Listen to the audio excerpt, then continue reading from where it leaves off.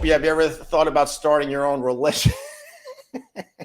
My dad started a religion to avoid taxes, and it was legit at the time.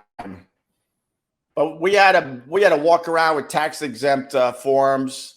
My brother remembers the name of the church. I'll text him again. I did this whole rant with Vic Henley, and he laughed and laughed and laughed. He couldn't believe it. But my dad, God bless him, because I think he hated politicians as much as I do. Although I do believe he was he was a Republican, and I do think he would have liked Trump.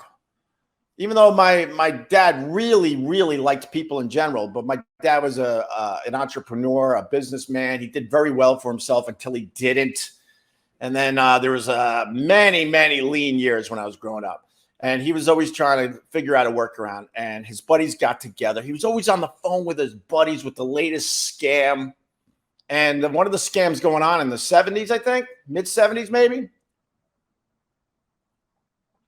You start your own church, you don't have to pay taxes. So he had a name for his church, and he had these tax-exempt forms printed out. So when me and my brothers were wandering around trying to like buy our baseball cards or our candy, maybe a magazine or two, we would have to hand in the tax-exempt form. So we didn't pay taxes, and the vendor would always be like, "What the hell is this?" And I would have to say, "We're part of a church, and we don't have to pay taxes."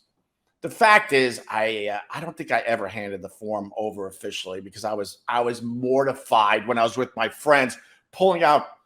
I'm like 12 years old, pulling out a tax exempt form. So to answer your question, I was technically part of my own church when I was growing up. That is a fact. And my dad it would be tax season, and he would be like just zero reason. I guess he was a priest. I guess he was the big wig of our church.